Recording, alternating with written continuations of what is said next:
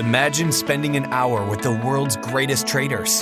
Imagine learning from their experiences, their successes, and their failures. Imagine no more. Welcome to Top Traders Unplugged, the place where you can learn from the best hedge fund managers in the world so you can take your manager, due diligence, or investment career to the next level. Before we begin today's conversation, remember to keep two things in mind. All the discussion we'll have about investment performance is about the past, and past performance does not guarantee or even infer anything about future performance. Also understand that there's a significant risk of financial loss with all investment strategies, and you need to request and understand the specific risks from the investment manager about their product before you make investment decisions. Here's your host, veteran hedge fund manager Niels Kostrup Larsen.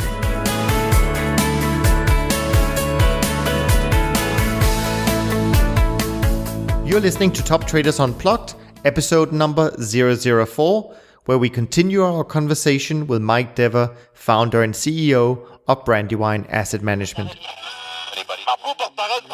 I mean, we do have some that trade with holding periods that would be, say, a losing trade that's many months and a winning trade that could be a year or more. But we also have rather short term, that are, winning trade might be 2 months long. It's for trend following, which is, pretty short term. I think that a lot of the problem does get to the fact that people don't like to trade, as you pointed out, which is, I think, a great comment, that people don't like to trade some of the more difficult strategies to trade. And I think one of the things that's helped make trend following traders successful over the last few decades is that it's not an easy strategy to trade. So you've got to sit there and, ride through multiple years sometimes of just terrible performance and then wait for that quarter where it all comes back and you make money. I think by maybe trying to just focus on trend following and smoothing returns within that style of trading, people have started curve fitting their strategies a little too much on the past data to make it look like they had solved the problem. Sure. When in reality, all they did was lower their predictability of performance. Yeah. There's nothing worse than doing that, because then going forward, you don't know what you're going to get. And I think that's what surprised maybe a lot of these people who might have overly fit their strategies to the past data. I think that's a great point. And I think, I really like the way that you phrase it and have the focus on predictability rather than, the optimal, way of trading. So I think that really sets you apart. It's the only thing that matters. Yeah. No, I agree.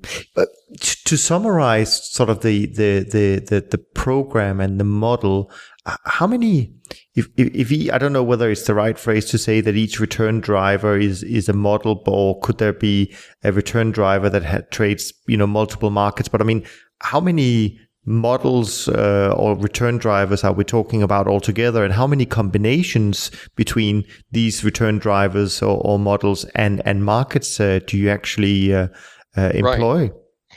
Well, so our terminology we use at Brandywine is you have a return driver, and then the return driver is turned into a trading strategy by identifying the markets that are relevant to that return driver and the actual variables you're going to measure to capture that return driver.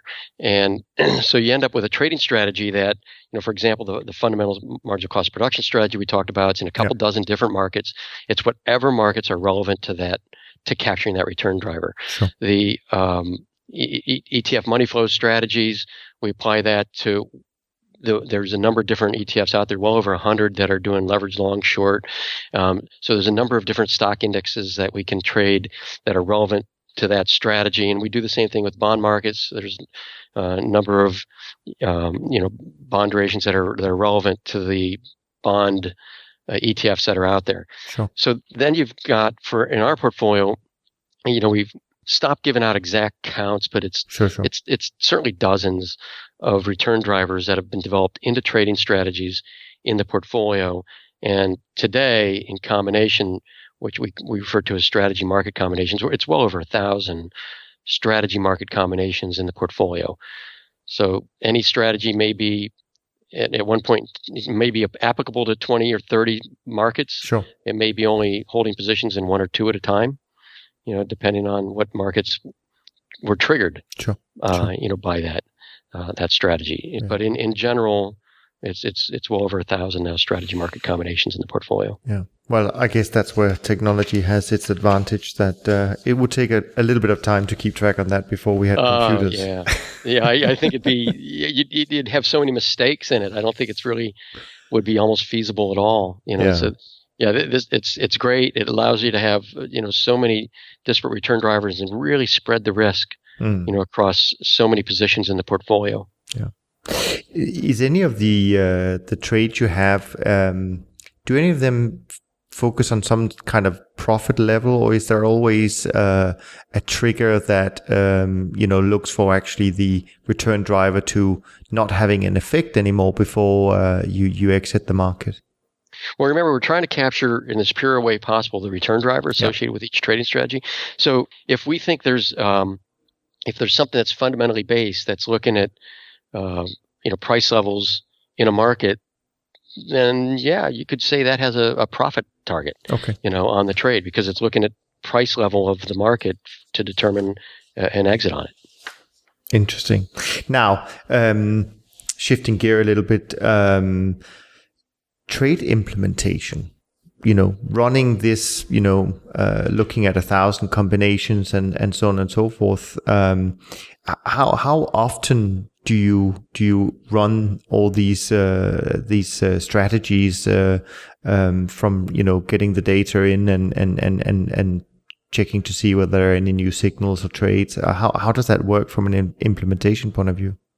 Okay, so it's dependent on each strategy. So we have some strategies that are only looking at the event strategy, looking at an employment report, once a month. Sure. It's the report comes out and that strategy is invoked, and it determines whether or not there's a decision to be made and orders to be placed. Sure.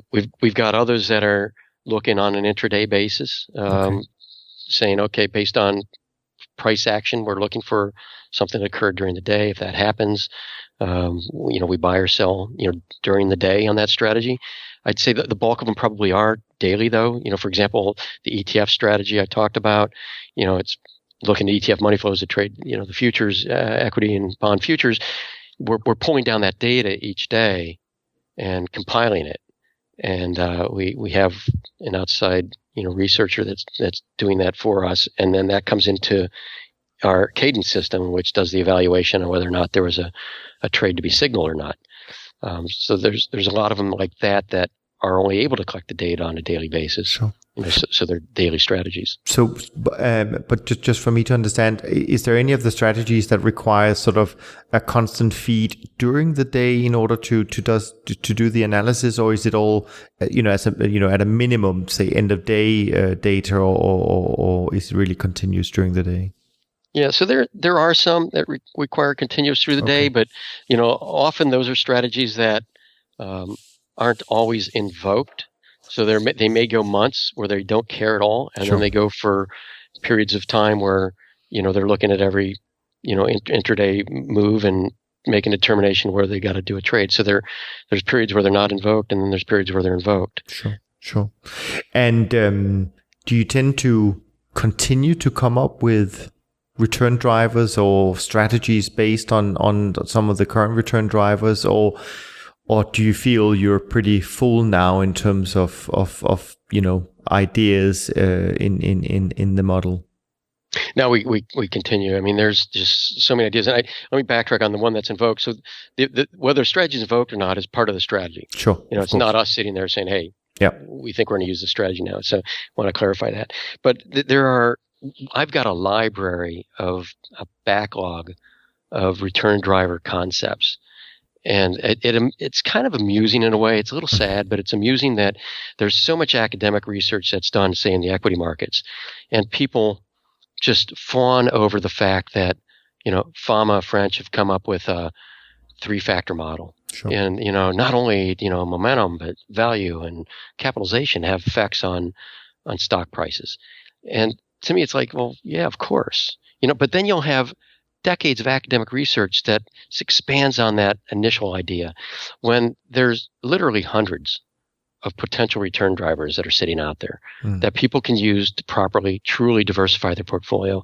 And instead of trying to tweak, a valuation model in equities to get an extra few basis points over some benchmark. They could be looking at some fundamental model that's looking at seasonal tendencies in the cocoa market to come up with a strategy that's totally uncorrelated to everything else they're doing, has a high probability that its returns will continue to recur in the future. And again, decades-long periods, it may lose money. Sure. But, over generations, it's a sound logical strategy, no different than I think value is a sound logical strategy in trading equities.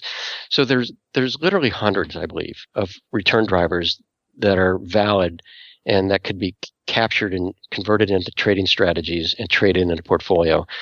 So that's what Brandywine's doing is, we started trading the portfolio with about 24 strategies in July 2011 that were remained relevant from our period of trading the Brandywine benchmark program in the 1990s. So roughly 2/3 of the strategies we traded in the 1990s remained valid in July 2011. Okay. Those strategies we put in the portfolio. Today we got more than twice that number. Yeah. So we've continued to develop strategies. We will continue to develop strategies. And, I just think we've got a long way to go before we've exhausted the return driver opportunities. Sure. That's exciting. Now, it is. With all these things going on at the same time, risk management, to me sounds like that's, crucial to keeping a balance in things. How do you view risk? How do you handle risk? How do you, and again, in my view, I think, position sizing is probably greatly undervalued by many people because they don't realize how important it is in order to survive in this business. So how do you view that side of things, and how do you do that? It's everything. So when I talked earlier about the late 1980s and we started doing the research into the portfolio allocation models that we were going to need to launch the benchmark program, we understood from the beginning that we could develop strategies and determine what markets we were going to be trading in, but what mattered more than anything was how we allocate across those strategies and markets in the portfolio. And so our focus on moving from the traditional optimization models to predictive models and led us to develop what we refer to today as our predictive diversification portfolio allocation model. And it's solely based on creating performance that when we look at it historically, we have a high degree of confidence that could continue into the future. And we do that by creating balance across the portfolio. And that's if you want to get predictability, one of the main, most important ways to do that is create portfolio balance. Now, there's a lot of ways people might argue on what is portfolio balance, but for us, it means over a reasonable period of time, a generation, say, that our returns and our risk will be pretty much equal across each of the strategies, return drivers, and markets in the portfolio.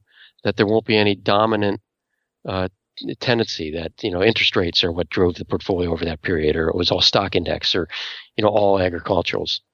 So by doing that, we end up on a day-to-day basis with portfolio that generally has positions spread across a lot of different areas. With very few outliers. Outliers may occur at times, but those outliers may mean that could contribute to 50 basis points risk in the portfolio. That would be an outlier type position. Sure. Nothing where you're so dominant that you're going to be able to say, oh yeah, we lost 10% and the drawdown was due to blank. We're never in that position of being able to identify a single or even a handful of causes that contribute to a drawdown of that magnitude. It's really the entire portfolio.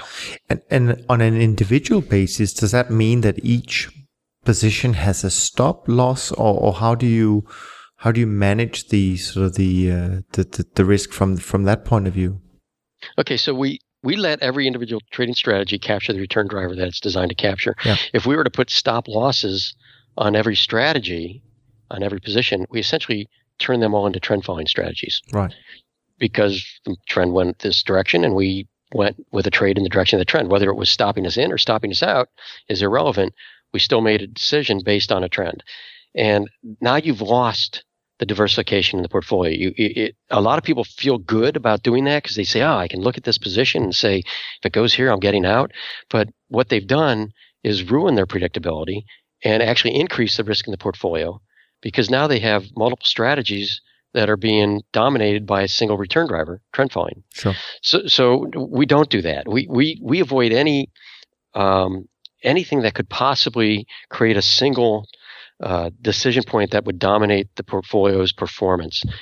For example, I've talked to a number of people who come up with strategies for timing their portfolio or timing the investments or the allocation. If they're down a few months in a row, they maybe increase the allocation because they think they're due to come back.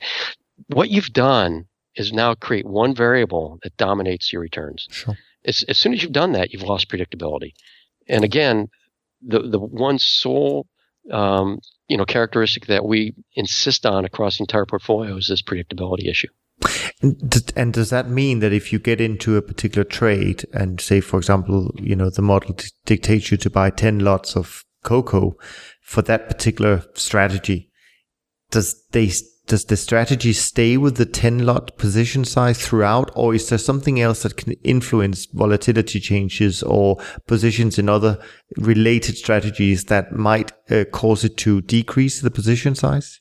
Yeah, that's a great question, because when I talk about portfolio balance, that means that's a dynamic issue. Yeah. So as you add other strategies in the portfolio with similar positions, well, necessarily they may be coming out of balance because you get a concentration in one position. Or if a market's volatility increases and or its price level is twice as high as it used to be. Yeah. Well, if we traded the exact same position size with twice the price level and the same volatility, we would end up with twice the exposure to that. It would now be out of balance.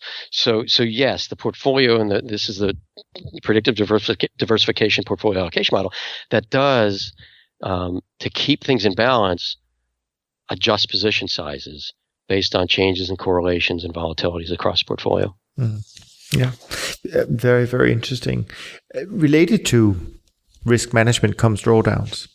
And I'd love to know, how you, or whether you do predict in your testing and analysis a level of expected drawdown for the way the portfolio operates, and is that how you come up with the overall balance to say we're happy to do this because we expect it to have, as you say, a certain level of return, a certain level of standard deviation? But I don't know whether you relate that standard deviation to drawdowns as well, or how you look at that. Yeah, so I consider drawdowns the true measure of portfolio risk. Volatility, you can look at hundreds of examples where volatility is meaningless. Certainly an option writing strategy that has no volatility to it does not mean it has no risk to it. Conversely, one of the examples I give in the book was a strategy based on a time price series that had pretty enormous volatility in it. It was over the course of a year, I forget what the actual volatility number was. I think it was in the 30-40% range of daily price activity, but it was a extra super safe strategy and highly predictable. All I was showing was the average mean temperature in Philadelphia on each day of the year. So it's something that cyclically you pretty much, if you bet in the winter that it was going to go up between then and the summer, you were going to make money, but it had a high level of volatility during that period. So there's a number of instances where volatility is meaningless as a measure of risk. So we really look at drawdown as the true measure of risk. And we've structured our portfolio, even though I mentioned it has 8% annualized standard deviation. I'll talk about that in a second. Sure. We have about a 7% probability that you'll incur, about a 6% probability you'll incur 10% drawdown from start. Okay. And we have about a 70% probability that you'll have sometime in the first 10 years, you're going to have a 10% drawdown from a peak equity level.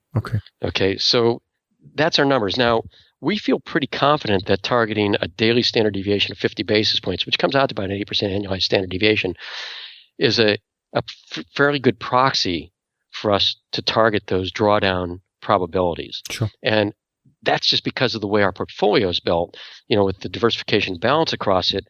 There is a reasonable relationship between volatility and drawdown. It's where volatility and drawdown break down in the relationship is when you don't have a balanced, truly diversified portfolio.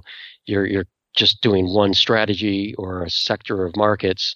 Then the volatility that you're looking at is virtually meaningless, which is why to me, Sharpe ratio is a absolutely meaningless measure on its own. It doesn't give you any idea of predictability of returns. I mean, I couldn't agree more. And in fact, we, over the years, we looked at, hundreds of CTA track records. And what we found as a rule of thumb was actually that you should expect a maximum drawdown for any manager of roughly 5 times their monthly standard deviation. So if you have someone who's, on a 5% monthly standard deviation, you should expect them to lose 25% at some point. And that as a rule of thumb, that's not too far off. I think it's pretty close. And if you have the less diversified their portfolio and strategies and markets, the bigger that drawdown is going to be relative to that standard deviation. Yeah, no, I agree with that. Now, Mike, you've been around for a long time, and I'm sure some of the people listening today would love to hear your view on that. And that is, drawdown certainly adds to the emotional roller coaster that all managers go through. I mean, how do you or what helps you keep an emotional balance when you go through these periods? It's no different when we're making money or when we're losing money. I don't have anything in my track record that shows I will not incur a drawdown. It's a natural process. It's just part of our program. So, for example, last summer in mid 2013, we were in what I was referring to people as a perfect drawdown. On an intraday basis, it was 8.5%. On a month-end basis, about 7.5%, peak to trough, which was at that point in our trading exactly where we should have had maximum drawdown. It was a little delayed. It should have happened, half a year or so sooner by then. So the probability was getting out there. And what we sent out in our monthly report, notice that, hey, this is a perfect drawdown. If you want to invest now, it's a great time to do that. I'm not advocating timing, because if you happen to have the drawdown, great, take advantage of it. But you don't want to wait for a drawdown, because you give up the positive return expectancy you achieve on a month-to-month basis. But at that time, it was a perfect drawdown. I don't react one way or another to it. It's just what it is. It's what it should be. So I accept that as well as I accept the positive period. Yeah. No. I mean, it's a perfect response, but I guess. So few people out there on the investment, allocator side will see it the same way as we as on the manager side do. But it is funny, because they'll look at the back testing and the track record, the actual track record, and they'll see there's a 8% drawdown. Yeah. But then when you have it, they question it, like there's something wrong with it. No, it's exactly what it's supposed to be. Yeah. Nothing different. It's no different than you have a child and they grow. Well. Yeah, you're upset because they spurted 6 inches or whatever. They didn't. They're just supposed to do that. Yeah. No, the trading systems are supposed to do the same thing. Sure. Yeah. That's very true. Just touching a little bit on the business side of that, maybe more general observations, but also if you can speak to it in terms of how you approach it. I mean, I guess partly because of the performance or lack of performance on the traditional CTA side, and partly because of the extraordinary good performance in equities the last few years, growing businesses have become much harder for CTAs and similar styles. How do you approach the growth side of Brandywine, and what do you focus on in that area? Well, as you might suspect, we're fairly systematic in how we approach that. Sure. It's just a process, and no different than when I grew Benchmark in the 90s. We grew from $1 million. We had close to $200 million at our peak when I, got involved with Spree and launching Spree.com. And similar process today. It's just staying in front of people, keeping them informed. We don't really consider ourselves part of an industry. We use futures to trade, but sure. We trade the way we trade. And, it's from what we can see, it's very different than what equity guys do or what CTAs do, for the most part. Now, from a regulatory standpoint, we're registered as a CTA because we trade in the futures markets. But when we talk to people, we don't try to talk about the industry. We simply talk about what we do. And so, for example, I did a talk in Europe a few months ago, and I realized coming out of that I never once mentioned futures. in the entire presentation about what we do and how we trade. And it wasn't an intentional slight. It was just that I was talking about return driver-based investing, developing trading strategies, predictive diversification, a global diversification across it. And when somebody asked in the audience, well, how do you do that? That's when I realized, I didn't tell you guys. We use futures markets to execute these strategies because that's the most efficient way for us to get access to these various markets. So, in a way, we're registered as a CTA.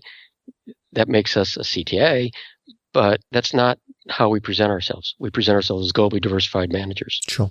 And as again, looking at the business side, is it different today than it was when you ran the benchmark program? I mean, is it running the business, so to speak? Has that changed? Is there any different challenges? I mean, you mentioned regulation. I don't know whether you view that as a challenge or what, but I mean, has anything changed from that point of view, do you think? Well, regulation is always a challenge because you've got regulators who don't understand what the goal of their job is, and so they do the wrong things. For example, UCITS in Europe, they put this huge structure together, the UCITS structure, and as part of it, they essentially mandated you cannot diversify your portfolios. You can't have commodities included in a UCITS structure. Sure. Now, who would do that? I mean, it's just the most insane structure. I mean, if you really want to try to get true diversification of portfolio and lower risk to investors, you would almost demand that they put that into the portfolio. Yeah. So you have things like that. So there's the U.S. It's almost innumerable the problems you have with the regulatory environment and keeping the people who could best benefit, from these types of investments out of them. The smaller investor who can only go into mutual funds. They can't go into our product. All these people have money invested in 401ks. Which is just a huge market. 401ks have these captive structures where people are essentially limited to being long equities or long bonds. Essentially they're telling people you have to gamble with your money. The intent was that they prevent risk, but they've created it. So that's always a bit of an issue. The other side is that in the 90s, we actually did get a reasonable amount of client introductions through FCMs, through brokers. Today, it's not happening, and it's part of it's because of this concentration of the FCMs and the fact that you have IBs, but IBs are essentially prohibited from putting their clients into diversified products because they can't put them into a fund. They're not SEC registered. They're not broker dealers. Sure. So they can only put them into managed accounts. And the clients they have are looking for $25,000 to maybe $200,000 managed accounts. By definition, you're going to create an undiversified portfolio when you're trading something that size. So they're going into managed accounts that have higher level of risk than if they were able to go into a fund, but they can't go into the funds. The IBs can't refer them to the fund because the IB can't get paid on it. So you've got a lot of impediments to doing the right thing for investors that the regulatory, authorities have put into place. So we have seen changes and some differences, and for us, it's been the growth so far has been direct to investor. Yeah. We're now in some number of due diligence processes with institutional investors. It seems like there's a level of individual high net worths that can come into us direct, and then you have the institutional guys who are looking for diversification of the portfolio and coming to us direct. But in between that sort of middle range of, other FCM or IB referred investors, that's just not there anymore. Yeah.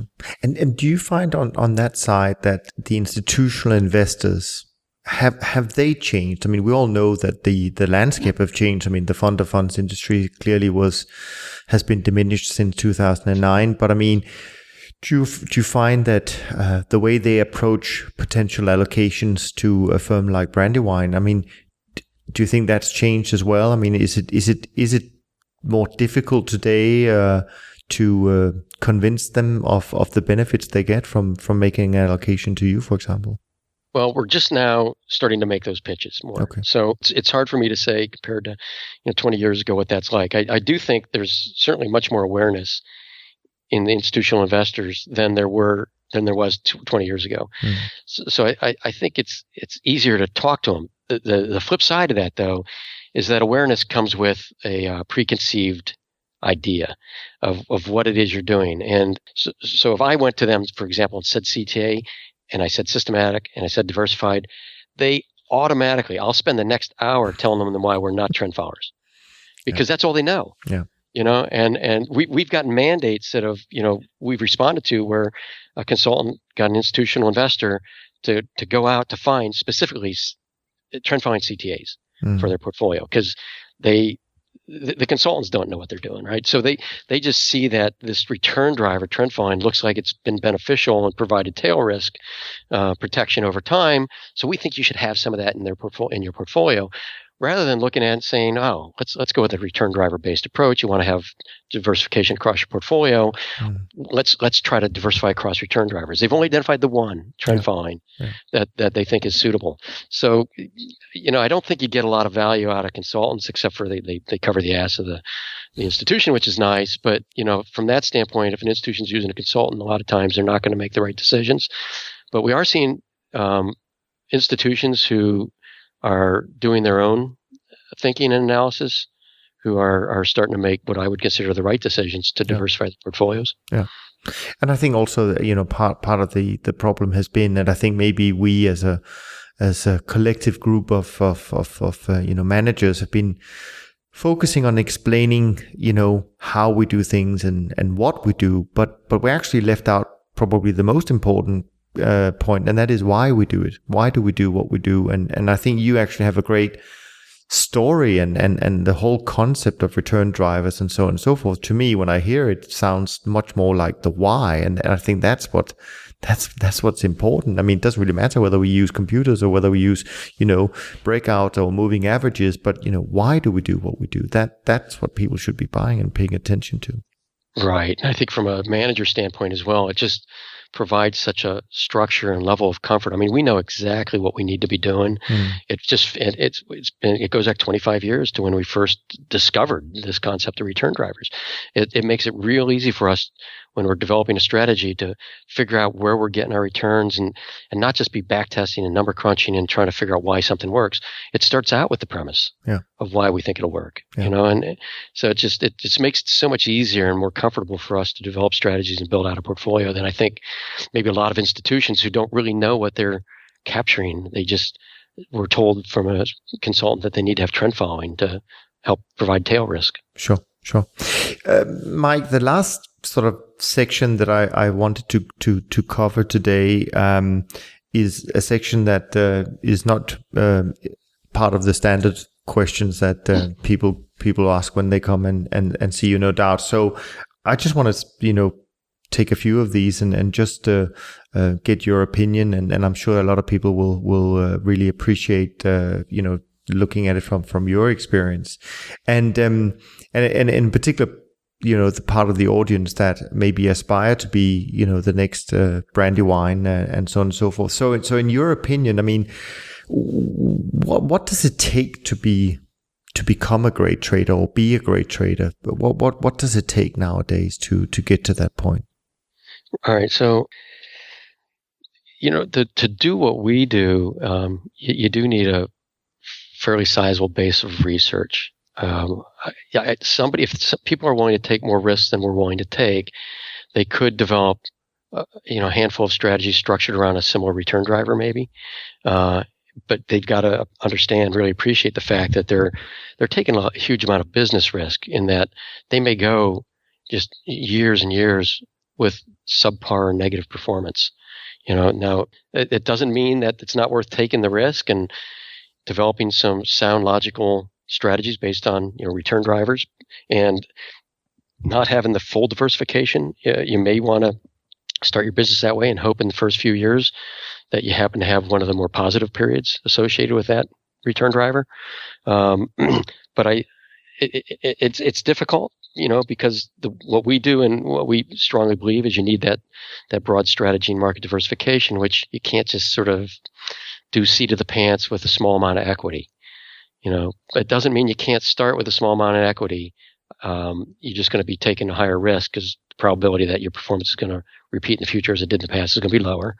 But I would always recommend having a structure in place, systematic application of whatever that strategy is you have, and diversify it as much as you can. If it's a single return driver, make sure you apply it to every relevant market. not just the ones it tested well on. Every relevant market, even if they lost money, because going forward, those may very well be the markets that perform for you. Sure. And when you first started out, Mike, was there anyone that you were aspiring to be? I mean, you obviously mentioned some of the people who became, and still are, some of the greatest managers in the world. But I mean, did you have anyone at the time when you started out that you were looking at and saying, wow, if I one day could have a business like them, I'll be very happy? It's funny because I just always kind of was me. But I remember looking at one point to a CTA who had about $1 million under management. And at that time, people were charging 6 and 15. And this was late 70s. And I looked at that and I said, wow, if I could get $1 million under management, I'd make $60,000 a year. Yeah. And thinking that would be the greatest thing. Sure. To have that kind of steady income coming off of managing the money.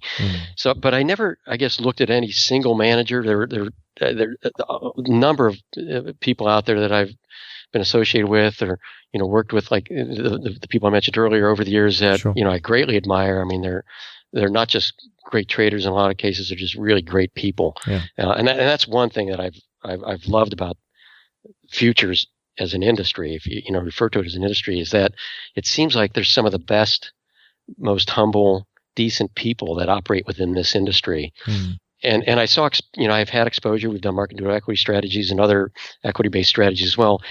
And I didn't see that on the traditional side. I saw a lot of hubris and, a lot of arrogance and, people that I just didn't enjoy being around as much as the futures people, for some reason. And I keep coming back to them. But nobody in particular, just, a synthesis of all the people I've seen that I've tried to aspire being the best of each of them. Sure. And do you have any kind of sort of like a personal habit that you do that you believe has been, contributing in particular to your own success? Is there anything about what you do on a daily basis that you say, wow, this has really helped me over the years? I have no lucky socks. I think my biggest flaws over the years were seeing too many opportunities and trying to capture them. Right. And, moving into things like Spree.com and the various technology ventures I got involved in, which took my focus away from Brandywine, and I wasn't fully joking when I said, the downside is, I could have owned a professional baseball team today. So I definitely look back and I have things that I regret. And so I've changed some of the ways I structure my day and I do things to avoid regrets, I guess, but nothing in particular for the most part. But overall, I guess it's just stay as focused as I can on, for example, the last few years, we haven't distracted Brandywine with getting into any of the other strategies we did in the past, market neutral equity strategies, for example, or long short, strategies. We're very focused on what we're doing, with Brandywine's Symphony program. And, so if there's any kind of a daily ritual or focus, it's just to kind of make sure I've got my checklist and everything on that list is, driving me towards the goal of just building up Brandywine, creating the best product. Yeah. And based on everything you've learned over the years, and if you were starting today, would you do anything different or and if so, what? Oh, you don't have enough time for that. I'm not one of these guys who look back and say I do everything exactly the same. I'm constantly going, oh, I wish I didn't do that. Oh, I should have changed this. I mean, big and small, little things day to day, things I said, I'm sure if I listen back to this conversation, there'll be a dozen things right out of the gate. I'll go, oh my God, I sound like an idiot. Why'd I say that? So there's always regrets, I guess, in that sense, but I just keep moving forward. Sure. Definitely, if I started over, I would do a lot of things different. I wouldn't have spent as much time on the discretionary trading, but I learned a hell of a lot. Exactly. I don't think I could have done today what I did without that experience. So I would have spent certainly a lot of time on it, maybe not as much. I would have stayed more focused on building out the systematic models and just adhering to what we did, through the 90s instead of getting involved with some of the internet ventures. Sure. There's a lot of things I would have done on a business standpoint, but overall, I'm real satisfied where we are, and my life and business and family, everything's it's going great. And I think that is the key point, because I think sometimes people have just the wrong expectations. I mean, I think they come into the business and they think, we're going to be right on every single trade and we're going to make money and it's great. But the reality is that, most firms in our business, they have many more losers than they have winners. And I think that's the point. I mean, we have to accept that, nothing is perfect and we make mistakes and we learn from them, we move forward. So I think that's definitely something people need to take away from that if they're looking to get into this business. Yeah. One of the comments I make in the office here, every trade is a mistake. And it's just so true. I mean, you'll have a trade, you pick up a big profit on it, get out of that trade, and you would have stayed with it another 3 days, you would have made twice the profit. Every trade is a mistake. Nothing's perfect. Sure. It's just a matter of, fuzzily being right most of the time. Yeah. Yeah. What do you think? What is the one question that allocators today should be asking you?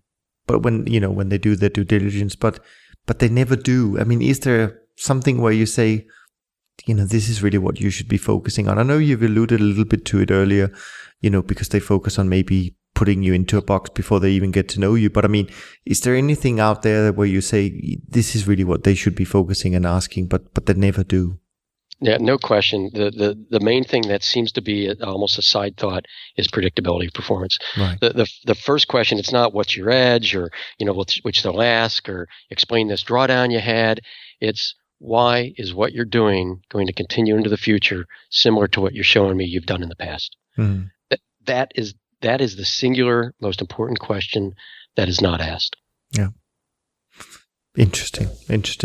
And if you could ask a question to the next guest on Top Traders Unplugged, what would that be? What would you like to ask one of your peers? Well, I'd like to ask them what return drivers they have that I haven't discovered yet. Yeah, of course. Absolutely. And just finishing off, Mike, is there a fun fact about yourself that you could share that a lot of people might not know about you? I'm very focused on the business.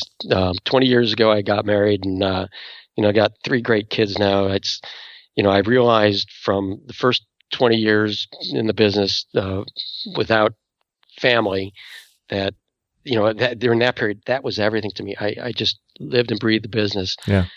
Since then, I've kind of had a very nice balance between family and business. Fun fact, I guess, I've had 2 separate lives in a way. I had that great pre-family life that, Sure. I did racing cars and flying airplanes and doing fun single guy stuff, and moved into the new life where I'm getting ready to head to my son's track meet when we're off this interview. Yeah. So it's nothing. I guess nothing fun. I'm kind of pretty normal and regular for the most part, I guess. Balance in your portfolio, balance in your family life. I think that makes perfect sense.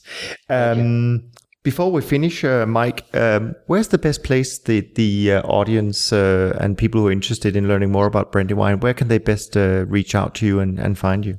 The simplest would be going to the website, which is www.brandywine.com. Great stuff.